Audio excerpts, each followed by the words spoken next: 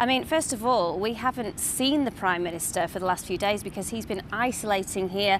Someone close to him is said to have tested positive for COVID. So this is the first time that he has faced the latest allegations on parties that were held at Downing Street. This morning, he was defending himself against what Dominic Cummings said last night, which was that he had lied to Parliament when he said that a lockdown party that he went to here, he had thought it was a work event. Well, that was this morning. This afternoon and this evening, things have got even worse. Just in the last few hours, we've heard that some of his newest MPs, those elected in 2019, have been meeting to decide what they think his future should be. And of course, if they move collectively against him, that could be a very difficult moment for the Prime Minister. We've also found out that Dominic Cummings will give evidence to Sue Gray in the internal inquiry that's going on into the party. So this standoff between the Prime Minister and his former aide continues, and at the moment it is Boris Johnson who's coming off worse.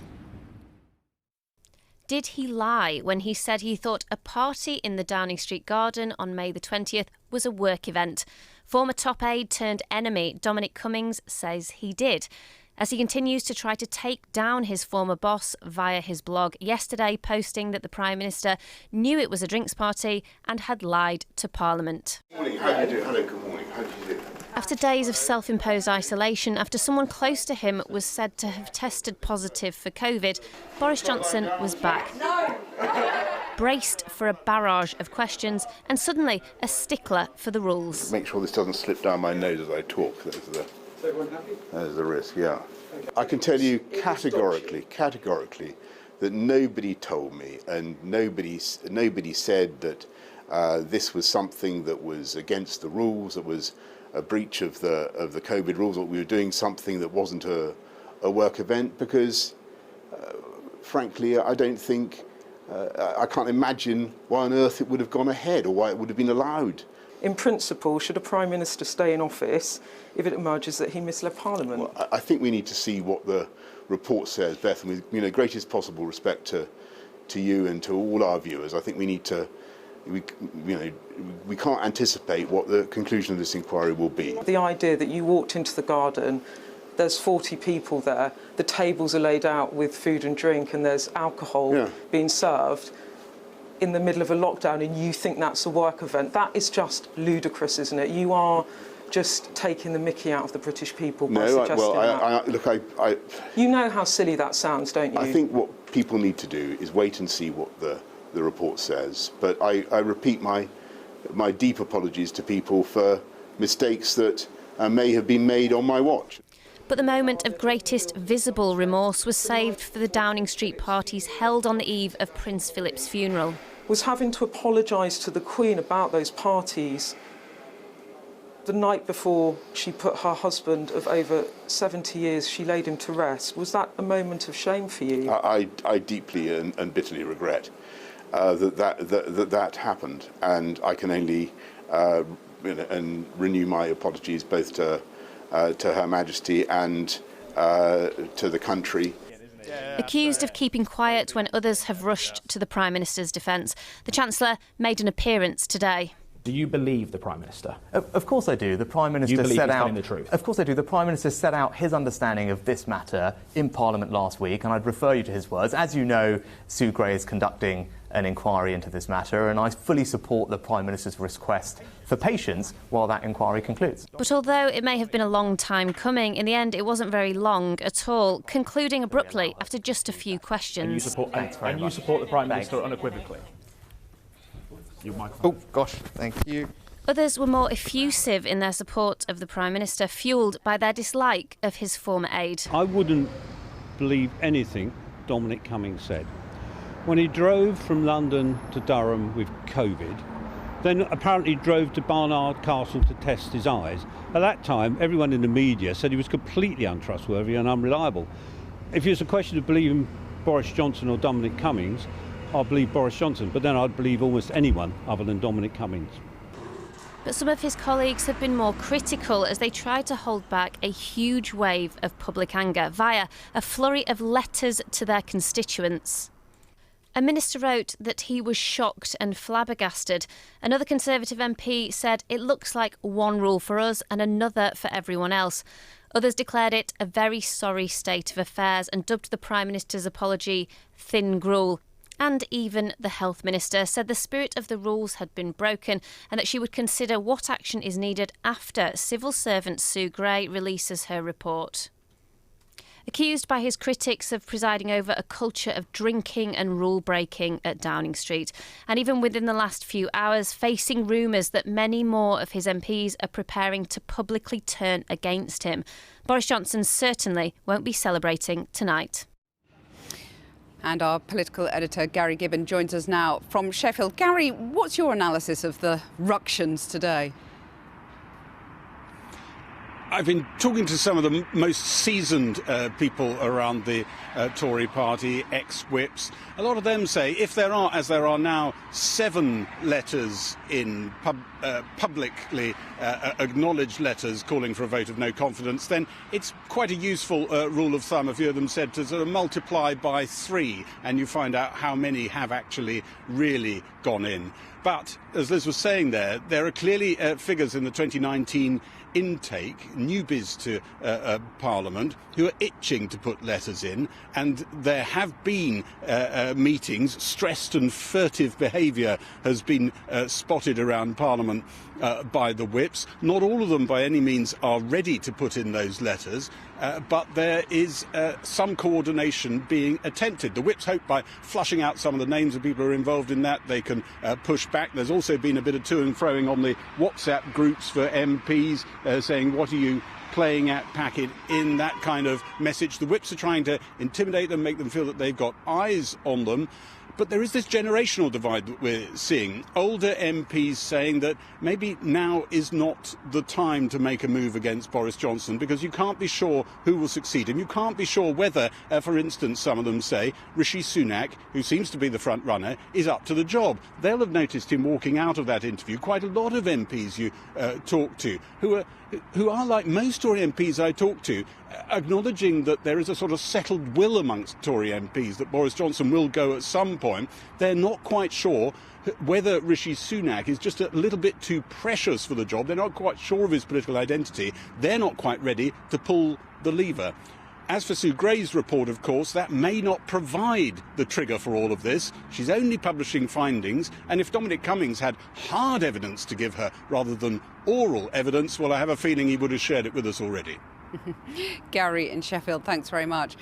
Well, earlier I spoke to the Minister of State for Northern Ireland, Conor Burns, and I began by asking him whether it was the Prime Minister or Dominic Cummings who had lied. Well, the Prime Minister's been very, very clear, Cathy. Look, he came to the House of Commons last week, he apologised. He said that in retrospect he wishes he had ordered the team in number 10 back in from the garden. And he's asked for space for Sue Gray to finish her report. And then he says he will come back to the House of Commons when that report is complete. And he will make quite properly a statement and he will answer questions from MPs for as long as they want to question him. He is very clear that nobody told him that it was a social gathering, that he was asked to go to the garden to thank the staff, and that's what he did. Right, so Dominic Cummings says he's prepared to swear on oath that he personally warned the Prime Minister that that gathering would break the rules. The Prime Minister said today he can categorically say that no one told him the party was against the rules. So one of them is lying. Well, I believe the Prime Minister in what he has said. So Dominic Cummings is lying? Well, I don't want to get into that sort of slanging because I don't think that really helps matters. Sue Gray will want to see all the evidence, look at the context, see all the emails, and she will reach an unimpeachably impartial judgment, and that will be published. And she should interview both the Prime Minister and his former Chief Advisor. Sue Gray should go wherever she needs to go to establish the full facts around what happened in Downing Street. I appreciate you don't want to get into a slanging match, but is it correct to say that the Prime Minister and his Chief Advisor cannot both be telling the truth? I believe the Prime Minister in what he has said. And therefore Dominic Cummings... Well, I don't think it's helpful. What I do find... But there is no... Am I missing an alternative But Cathy, I'll be honest with you, explanation? what I do find slightly ironic is the media now holding up this gentleman as a paragon of soothsaying and integrity when you were all piled up in the garden some time ago challenging his version of events on a famous trip to Barnard Castle. I believe the Prime Minister in what he said, and I trust Sue Gray to establish the facts. I'm sorry, but he didn't need to be told that that gathering broke the rules. He made the rules. He was told that there were staff gathered and he was asked to go and talk to them. And the Prime Minister has been clear and consistent that he believed that that gathering was within the rules and that he was going to thank them. But he has also, Cathy, been entirely candid subsequently that he regrets, with the benefit of hindsight, that he didn't order everybody inside when he saw what was actually going on. But you're asking us to believe the unbelievable. He made these rules. He should have known immediately that those rules were being broken. There were people quaffing wine and his wife quaffing gin. Well, no, I'm asking you to accept two things. I'm asking you to accept, number one, that the Prime Minister has been clear and consistent that he believed he was going into the garden to thank staff at the height of the pandemic for their efforts.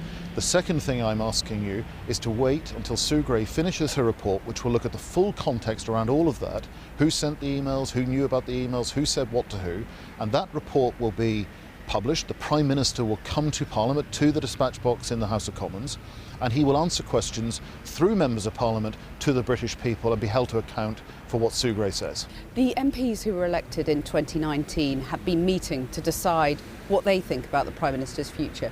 The members of the Cabinet, the Chancellor, for example, have given some fairly lukewarm backing. We have phoned dozens of MPs. You're the only one who would come out to defend him. Is the game up? Absolutely not. Look, the Chancellor is busy running the Treasury, I'm sure preparing for a post-pandemic budget. The 2019ers, look, I have a simple message. When I was growing up, even under that great landslide of Margaret Thatcher's in 83 and 87 when I was at school, Boris won seats for us in that 2019 election I never imagined would fall into the Conservative column. And that victory in 2019 was, in a very real sense, a personal mandate, a personal victory for the Prime Minister, a personal connection between him and the British people. So should they show a bit more gratitude? I would say to them, give him space. Let's get this behind us. Let's show the British people what we can do in government to deliver for them, to make their lives and their communities better. I would say to them, patience. You say wait for Sue Gray's report. Do you accept it is possible that once that report is published, the Prime Minister may have to quit?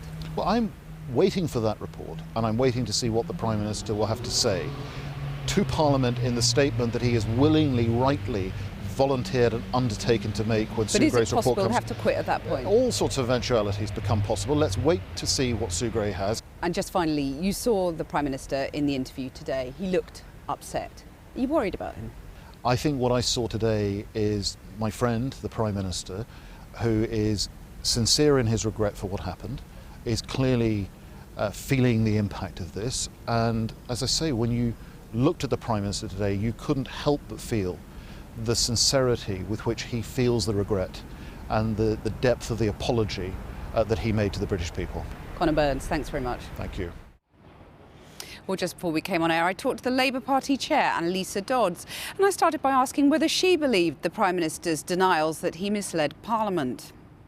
Well, unfortunately, the Prime Minister himself wouldn't deny that he suggested people were overreacting when they wanted to cancel parties that were going on in Downing Street. His position is not tenable, not only because it seems that he's not been honest about what took place, but also because his government seems unable to get a grip on the big issues facing our country, not least the cost of living crisis. Aren't you choosing to believe Dominic Cummings' word over the Prime Minister's? And when Dominic Cummings has himself been accused of lying, not least by your party, that's not a very advisable move, is it?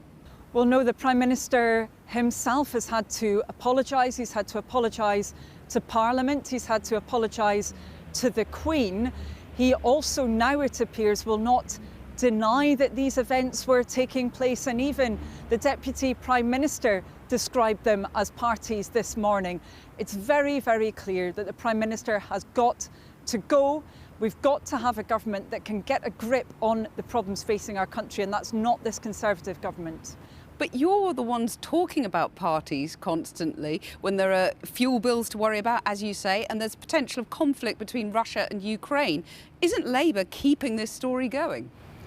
No, quite the opposite. Labour set out plans for facing up to that cost of living crisis. We set out fully costed plans that the government could put in place from tomorrow, a windfall tax on oil and gas companies set to be recording record incomes so that we could actually support people with their fuel bills. That could be done from the weeks facing us right now if the Conservative government wanted to get a grip on this cost of living crisis. Again, when it comes to Ukraine, Labour's top Shadow Secretaries of State dealing with those issues, David Lammy and John Healey, they went over to Ukraine to find out about the situation for themselves, and we're trying to encourage the UK government again to get more of a grip on international cooperation in relation to that crisis. So Labour has been focused on those issues. Annalisa Dodds, thanks very much. Thank you.